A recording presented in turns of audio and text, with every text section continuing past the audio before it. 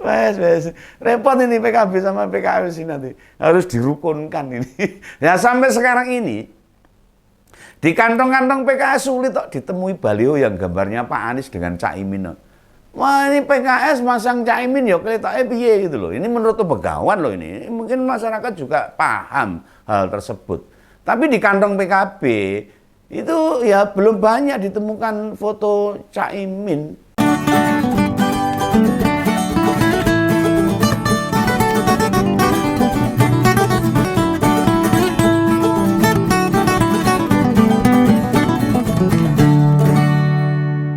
Halo, wah ini ketemu lagi dengan Ngompol ini.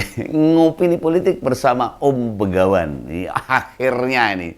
Waduh, setelah tak tanya nasib tim 8, tahu tim 8? Ini saya ngomongin lagi nih, koalisi perubahan ini.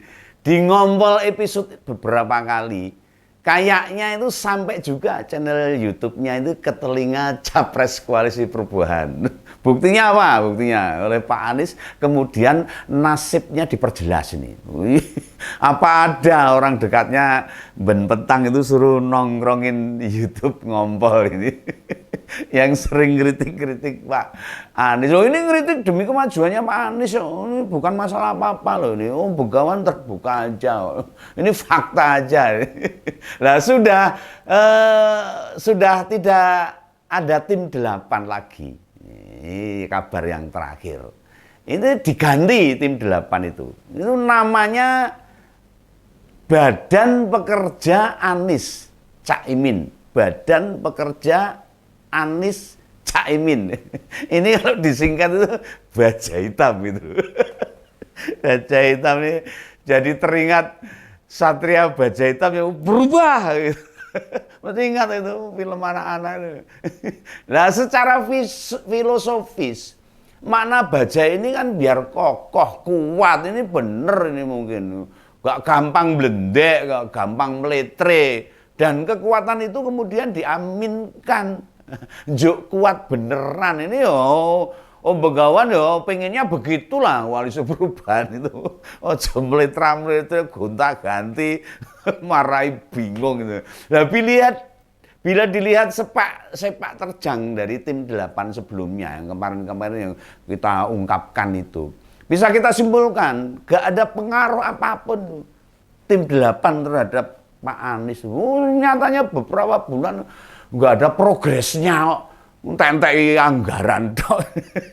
Nah, dulu kan diminta merumuskan dan mencari siapa kandidat yang layak jadi cawapresnya Pak Anies. Lah jebul orang kerja blas. Itu kan ketok itu. 11 bulan tidak bisa menghasilkan nama yang jadi pendamping Pak Anies. Wah, malah muncul ujuk-ujuk Cak Imin. Nah, istimewanya apa tim 8 itu? Renek toh. Apa yang pernah mereka hasilkan? Kan kayak mau ubyang-ubyung, tahu ubyang-ubyung itu? Rono Rene itu loh. Ubyang-ubyung itu bahasa Jawanya itu. Kesana kemari lah itu kalau bahasa Indonesia. Akhirnya Pak Paloh mesti turun tangan. Bukan turun gunung ya, turun tangan. Nggak kayak Pak SBY itu turun gunung. Kalau Pak Paloh turun tangan, artinya menangani. Memaksakan bergandengan Pak Anies dengan Cak Imin. Ya, ini Pak Paloh ya tahu toh. PKS PKB itu sebenarnya susah bersatu janjannya. Mau elit maupun simpatisannya wangel bersatu. Mereka selalu berkontradiksi lah, dia yang menanggung banyak hal untuk proses pencapresan. Ya nggak mau lah diatur-atur. Dia yang harus mengendalikan. Ya, kadang ngiwo, kadang nengen, kadang maju mandek. Lah itu nuruti Pak Paloh. Wes. Repot ini PKB sama PKS ini nanti harus dirukunkan ini. Ya sampai sekarang ini di kantong-kantong PKS sulit kok ditemui baliho yang gambarnya Pak Anies dengan Cak Imin. Wah ini PKS masang Cak Imin ya kelihatan piye gitu loh. Ini menurut Begawan loh ini. Mungkin masyarakat juga paham hal tersebut. Tapi di kantong PKB itu ya belum banyak ditemukan foto Cak Imin. Sudah ada, hanya belum masif lah. Sudah ada ketua umumnya gitu loh. Rapati oke fotonya Cak Imin. Yang mau mendesain foto Anies dan Cak Imin itu, yang mencetak atau memasang baliho, doa rasa-rasen. Yang PKB rasa-rasen masang Pak Anies, yang PKS ya rasa-rasen memasang fotonya Cak Imin. Ini menurut Begawan loh ya, karena sejarah masa lalu. Dulu yang difoto itu ngobrak-abrik umat, ngusak asik jemaah NU, ngerusak hawa PKB. Lah kok sekarang harus mereka perjuangkan, ini kira-kira begitu loh. Ini kalau saya merasakan sebagai orang NU, itu kayak aras-arasen mestinya. Lah sebelum PKS menyatakan siap mendukung, manuver PKB soal pasang ini agak kenceng tuh. Pertemuan dengan Pak Anies, konsolidasi pemenangan, berkunjung ke Nasdem, termasuk silaturahmi ke DPP PKS, itu bagus lah untuk memperkuat silaturahmi antar partai dalam koalisi lah. Bareng PKS merapat. Sebenarnya PKB sama Nasdem itu dah klub ini. Bareng PKS merapat, malah kemudian tak terdengar beritanya. Mendelep gitu loh, lungsep, angslep, kaya entoseno dalam pewayangan ambles bumi itu. Tapi sekarang masih mending loh. Dalam jangka dekat ada progresnya, ada perkembangannya, ada kemajuannya. Yang tim Baja Amin itu rodok lumayan loh. Apa bulan depan mau pendaftaran pasangan capres loh ini? Iya loh, ini pendaftaran capres dan cawapres diajukan ini. Cepet-cepetan ini, makanya butuh yang membantu mereka. Salah satu tugas tim Baja, kata Pak Willy, ya memang ini untuk segera mempersiapkan ini. Bedanya dulu tim 8, masing-masing parpol dan capres menempatkan orang kepercayaannya itu masing-masing dua orang itu. Kalau dulu 3 kan jadi 6 lah, sekarang 3, makanya total itu ada 15 orang anggotanya.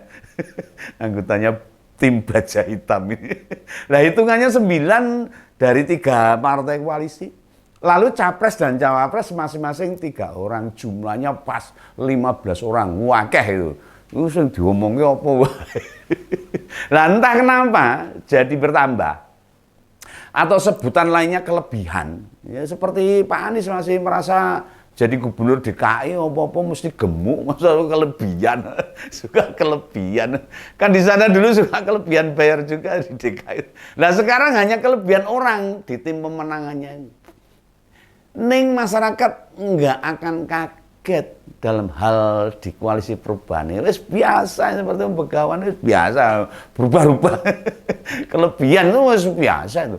Justru kalau tidak berubah malah saya terkejut, ini ada apa ini? Tidak berubah ini. Ya begitu cawapresnya diputuskan ya ini Cak Imin. Nama koalisinya kok ya gak berubah ya. Ini pertanyaan loh ini.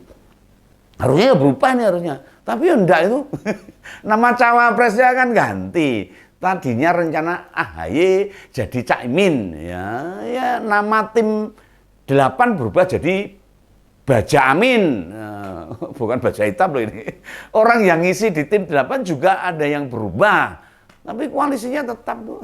Nah dari Nasdem dan PKS yang disisakan ya 1 orang saja. Yaitu Pak Willy Aditya dan Pak Muzamil Yusuf. Pak Anies bilang ini, Pak Sugeng Suparwoto, Nasdem maupun Pak Sohibul Iman dari PKS, dari anggota tim 8 naik kelas. Wow, naik kelas nih.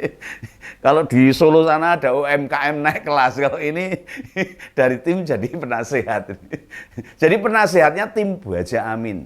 Nah, 15 orang itu masih ada penasehatnya berarti itu. Oh, berarti orang 15 ditambah lagi. Berarti tambah 5 orang lagi. Totalnya 20 orang. Tambah lagi nih, berubah lagi nih. Semuanya biar carane biar membengkak-bengkak ini. Terus anggarannya piro nih. Wah, tapi enggak apa-apa, uangnya Pak Surya Paloh masih banyak, milih terus itu. Enggak masalah. Nah, tinggal minta aja, enggak mikir dari mana. Dari nama yang disebut. Kok perwakilan dari capres dan cawapres tidak disebut, ini kenapa ini? Ini saya lihat-lihat, saya amati ini, Begawan amati ini. Siapa saja mereka? Apakah perwakilan Pak Anies akan diganti ya ini? Dulu kepercayaannya Pak Anies yang di tim 8 ada orang loh itu. Pak Sudirman Said dan Pak Dadang Juliantoro. Ya, dibaca amin belum disebut loh ini.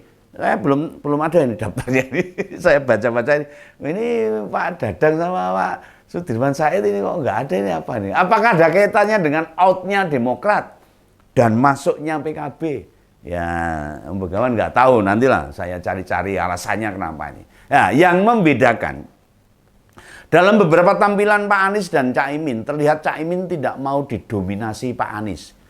Ya, kita ini pengamat harus mengamati orang kritik loh, orang nyinyir loh. Ini masyarakat harus cerdas, harus paham itu loh. Orang setiap saya ngomong, wow, Begawan ini nyinyir aja kritik. Ya enggak, ini biar masyarakat paham ini.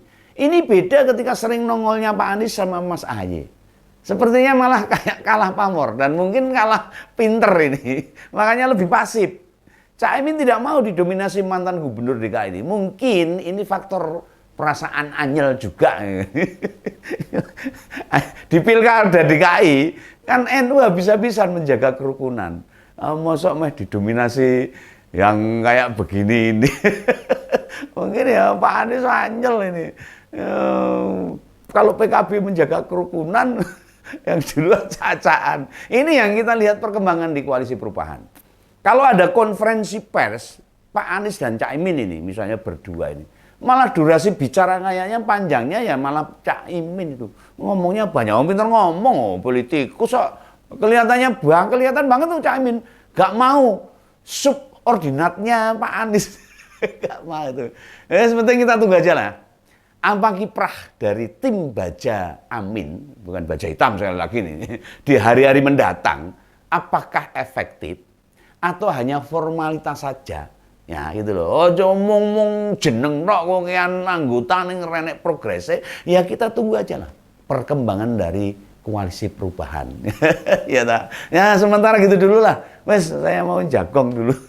Ditunggu Mbak Wedok itu. Mbak Wedok loh ya, bukan Mbak Nom loh. Ya oke lah. Sampai jumpa. Salam Begawan. Salam Mengompol.